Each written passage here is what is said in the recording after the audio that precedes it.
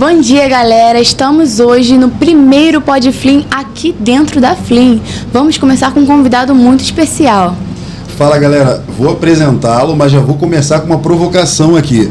Walter Omar, o Walter Omar, como é que é? Água, já me surgiu essa dúvida.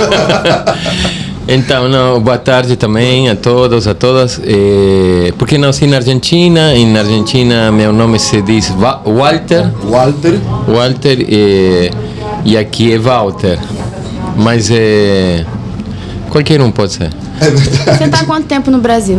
Eu estou há muitos anos, há 27. Eu cheguei aqui 3 dias depois que morreu Paulo Freire, em maio de 1997. E a gente ficou sabendo que você é especialista em Paulo Freire, você já tocou no assunto. Eu queria saber de onde é que veio esse interesse. Então, qualquer pessoa que se interessa pela educação na América Latina, pelo menos, e não só. Eu estive, me lembro, com estudantes de Paulo Freire na China, no Japão, na Coreia, na África. Todo mundo, Paulo Freire é uma referência importante para os educadores. Aqui, quando eu cheguei aqui no Brasil, eu passei por vários momentos em relação com Paulo Freire. Quando ele foi nomeado patrono da educação brasileira pelo Congresso, e nesse período mais triste para o Brasil, em que Bolsonaro declarou que ele era inimigo da educação brasileira. Aí eu me senti ainda mais chamado para escrever e para tomar uma posição pública em relação com Paulo Freire. Sim, você fala sobre filosofia na escola, e eu sou apaixonado pela filosofia de forma geral. Como a gente consegue desmistificar essa complexidade que há em torno da filosofia, né? Porque nas grades formais a filosofia acontece no ensino médio, um ano, normalmente... E agora nem tem, né? Agora, a pessoa pode saiu escolher não dessa ter. grade obrigatória, né? E a gente tem uma complexidade... Há uma complexidade na filosofia, mas há toda uma complexidade de visão em relação à aceitação, à adequação da filosofia. E aí se fala dessa filosofia que tem que vir desde sempre, de fato vem. Queria que você falasse um pouquinho sobre isso. Certo. Então, a filosofia, às vezes os filósofos também não ajudam muito, que falam uma língua bem complexa. Mas a gente está mais preocupado no fazer filosofia, no filosofar, que na filosofia como um pensamento teórico, abstrato, sistemático. Inclusive aqui no colóquio de educação filosófica que organizamos na Flim, vieram várias pessoas do Brasil e do exterior que têm um trabalho com a filosofia desde pequenininho. Por exemplo, no Chile acabamos de presenciar um projeto que chama Ócio Pedagógico, que aliás o nome é muito bonito porque o ócio é a negação do negócio. Na verdade, o negócio que é a negação do ócio. E ócio é a tradução latina da palavra grega escolé, que significa escola. Ou seja, a escola é um lugar de ócio, um lugar de livre pensamento. E a filosofia não é nada mais que o pensamento a trabalhar para perguntar e para questionar nos momentos em que temos tempo livre para pensar o mundo e para sonhar com outros mundos. Então a filosofia, quando ela é entendida dessa maneira, na verdade, ela é muito próxima tanto das crianças pequenas quanto dos professores e professoras da educação infantil, do ensino fundamental, porque ela é uma companheira de uma educação que quer dedicar seu tempo a isso, a questionar, a problematizar, a pensar, a sonhar com outros mundos.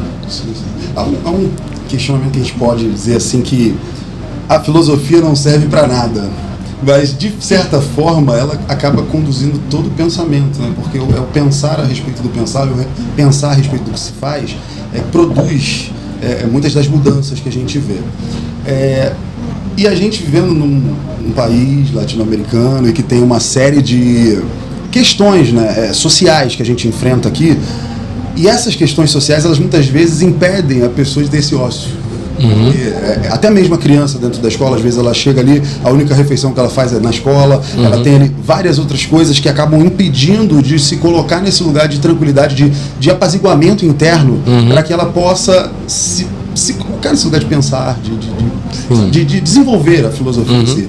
Como a gente supera isso? Porque a gente vê no Paulo Freire um autor latino-americano falando para um povo latino-americano dentro de uma realidade latino-americana, acho que se expande, obviamente, muito além disso, Mas como a gente consegue superar essa barreira desses obstáculos, desses pequenos obstáculos que às vezes impedem de nós desenvolvermos mais esse perfil filosófico? Certo, é uma pergunta difícil, porque quando a gente pergunta pelo como, sempre que a gente pergunta como fazer, a gente está perguntando por um caminho, por uma forma, por uma maneira, e a tua pergunta envolve um caminho que não é só da filosofia, é também da política pública, é também da escola, é também da educação. E tu começou dizendo uma coisa bem interessante, diz a filosofia não serve para nada. E ao mesmo tempo esse não servir para nada é um servir para tudo, porque a filosofia ela não se dedica a uma questão em particular, mas ela pode atravessar todas as questões da vida. Então, se a gente lograsse sensibilizar as pessoas que estão nas escolas, que estão nos governos, que estão na sociedade civil, que se ocupam de pensar e decidir e organizar nossas escolas, seria importante sensibilizá-las que, na verdade, a filosofia ela pode ser uma parte essencial, fundamental, se queremos uma educação que, de fato, ajude as pessoas a se tornarem mais livres, mais pensativas, mais questionadoras, mais problematizadoras. A questão também é que muita gente não quer isso. Exatamente. Mas é nesse ponto que a gente vai chegar, porque querendo ou não, a educação libertadora ela gera a consequência de um povo livre poder escolher de forma mais eficaz e poder até tirar do poder muitas estruturas, né? E isso a gente acaba tendo, como talvez em algum aspecto, uma intencionalidade, né, de manter isso. Não ter esse espaço para que a filosofia se desenvolva, né? Exatamente, só que nós estamos em Maricá. Sim. Em Maricá temos um governo popular, temos uma proposta educativa transformadora e justamente, por exemplo, a experiência que foi trazida hoje de um município que chama Recoleta, no Chile, que certamente não é conhecido aqui, como Maricá não é conhecido no Chile, é uma experiência muito próxima de um governo popular que fez uma transformação a partir da filosofia, porque percebeu que a filosofia é uma ferramenta extraordinária para uma educação libertadora, para a autonomia. E esse projeto já tem 17 anos. Então, acho que Maricá talvez seja um espaço, um território onde a filosofia possa encontrar fertilidade. Eu queria... A gente tenta trocar, porque senão, se deixar, eu vou ficar falando. Eu falo. Pera aí que é minha vez. Eu tenho duas perguntas. Vou me conter. Nada a ver com nada. Então, eu quero duas perguntas pessoais. Será que tem uma pergunta que não tem nada a ver com nada? E olha aí, agora aí. A mesa virou. Já vamos começar com um debate aqui. A gente está aqui. Então, o pessoal fala que é a maior feira literária. A gente gosta de falar assim, né? Do mundo, né? Assim, a gente acredita, de acordo com conversas que a gente teve, realmente a gente tem a maior festa literária do Brasil. Estávamos sendo modestos até então, mas o secretário falou, não, vocês estão sendo modestos, então a gente já pode. E aí eu queria, você falou que você ouviu ali e tal, eu queria saber com você, o que você acha, qual a importância que você dá ao que está acontecendo aqui agora na FLIM, a esse espaço que foi direcionado para vocês, para vários outros projetos muito legais. O que você acha, cara? O que você achou pessoalmente? Pessoalmente, você precisaria dizer pessoalmente ou a gente sempre que responde... Eu quero saber pessoalmente, mas a gente tem uma resposta... Olha, eu vou ter que entrar de novo nos assuntos, porque é exatamente... Calma aí. A gente sempre responde da nossa própria posição, né? E Paulo Freire dizia uma coisa muito significativa, que cada vez que eu sou chamado a responder uma pergunta, eu me lembro, que o problema principal da educação no Brasil é que a gente nas escolas afirma uma pedagogia da resposta e uma pedagogia da pergunta. E qual é o problema de uma pedagogia da resposta? Que as respostas castram a curiosidade, enquanto que as perguntas as alimentam. É por isso que às vezes eu te respondo com uma pergunta, ou eu comemoro tua pergunta, mostrando que ela também contém outras perguntas, porque é uma maneira de alimentar a tua curiosidade. Mas eu sei que tu quer que eu responda. Mesmo. Porque agora eu quero entender.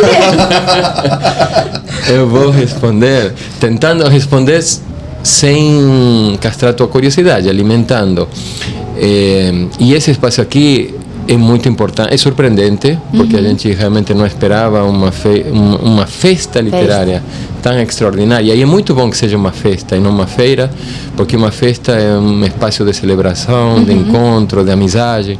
E uma feira pode serlo também, mas tem uma dimensão da troca e da economia que não está tão presente na festa, que é só para festejar. Isso. E a filosofia pode ser uma festa também na escola. E por que isso aqui é uma festa? Ou nós sentimos isso como uma festa para além do nome? Por um lado, porque se acolhe um colóquio de pensamento, um colóquio de filosofia. Porque vou te contar algumas coisas que aconteceram no colóquio, que são extraordinárias. Ontem nós temos um projeto em Duque de Caxias, numa escola pública de periferia, que se chama Em Caxias a Filosofia Encaixa, que é uma pergunta. Mostrando um pouco se a filosofia, brincando com o nome, se é para ela encaixar ou ser encaixada, ou para desencaixar o que está encaixado. E nesse projeto, ontem vieram aqui 50 e tantas crianças. Elas foram acolhidas fantasticamente, deram para elas almoço no CPT Brizola, que é uma escola extraordinária, gigantesca. Sim, sim. Não sei se é a maior do mundo. É a maior da América Latina, a maior escola de tempo integral da América Latina. Então, é extraordinária. E lanche, depois fomos na casa da Darcy Ribeiro, e as crianças receberam aqui um voucher, cada uma, para comprar R$200 em livros. Sim. Essas crianças, muitas delas, é a primeira vez que entra um livro na casa dela. Então tu te imagina, as crianças, eu conversei com elas ontem, fizemos um encerramento, a alegria, a festa, a vida dessas crianças é um antes e um depois de vir aqui. Então acho que são gestos, e como essas, deve ter centenas de coisas acontecendo aqui, que eu acho que mostram que uma política pública, quando ela é comprometida com a toda a população, quando ela é pensada a favor da transformação da sociedade e com uma sensibilidade para os que menos privilégios têm e menos oportunidades têm, por exemplo, de ler ou de comprar livros, ela dá um efeito que é incontestável e que a gente fica muito feliz de ser convidado, de fazer parte. Sim, é uma festa, realmente, como você falou, uma festa sensacional que transforma, é um divisor de águas para muita gente. E existe... Você consegue sonhar num mundo possível, a gente consiga pensar em expandir isso para que outras pessoas entendam que tipo de compromisso a gente precisa firmar na área de educação, como educadores e como participantes do processo educacional, para que a gente possa levar essa curiosidade, esse interesse. É claro que a gente está falando de interesses públicos, falando de governo, a gente está falando de uma série de coisas, mas nesse papel que nós muitas vezes ocupamos de educadores ou mesmo de operadores da educação, de uma certa forma, a gente consegue despertar essa possibilidade? Então, eu sinto que essa festa marca, digamos, um caminho no sentido de que ela sinaliza o que acontece quando a educação se torna uma festa. E a escola poderia ser uma festa, um lugar de festa. É claro que aqui também é uma questão de muito dinheiro, muito orçamento, custa muito dinheiro fazer isso. Mas há festas mais modestas, mas que mantêm esse espírito do encontro, do pensamento. Eu sinto que o que eu convidaria é a pensar o que essa festa nos mostra, enquanto que é relevante, que é importante, que não pode faltar numa educação emancipadora, transformadora, liberadora.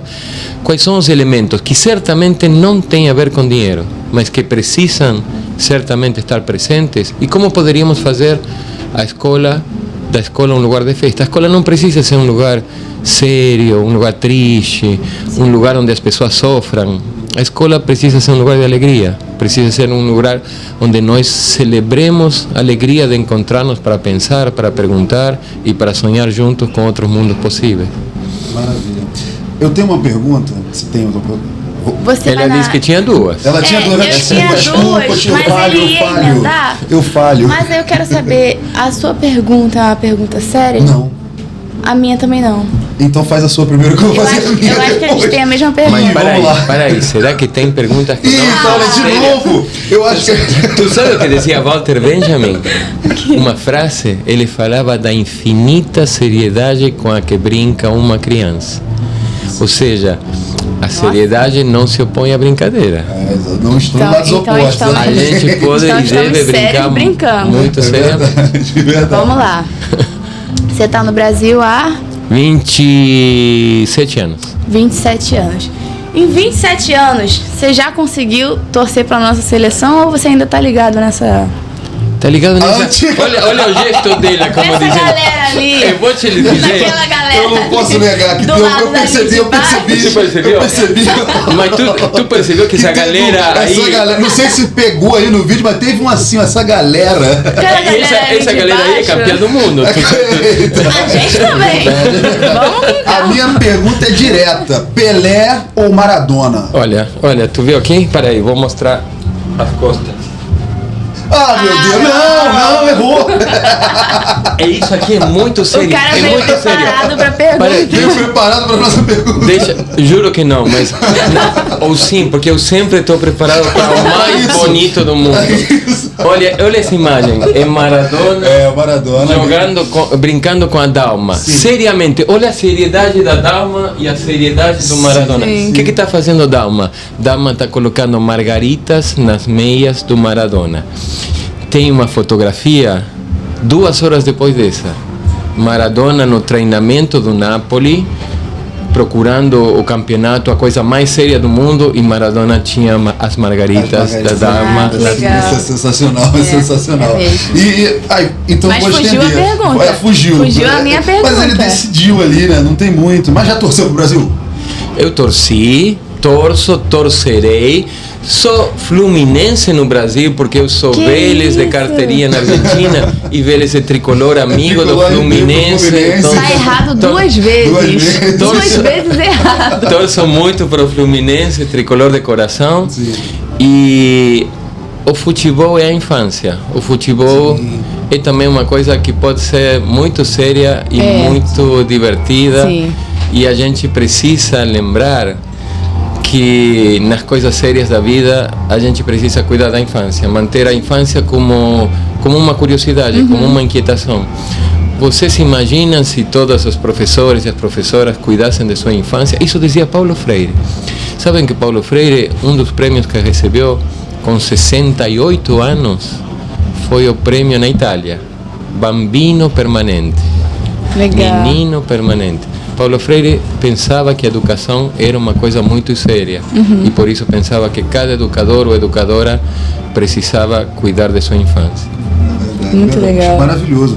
E o futebol é isso aqui no Brasil, né? A gente, que criança, que menino, e meninas também, não sonha em ser jogador de futebol, verisículo, assim, todo mundo. A gente vai perdendo o interesse conforme o tempo passa. E eu vou falar que eu sou muito fã do Messi, muitíssimo. Era a minha outra pergunta. E era Qual é a outra?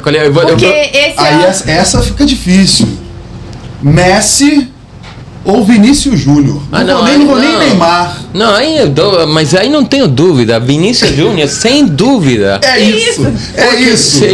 Por quê? Porque Vinícius é primeiro que é negro, primeiro que defende e combate, luta contra a discriminação. Messi é um bom jogador de futebol.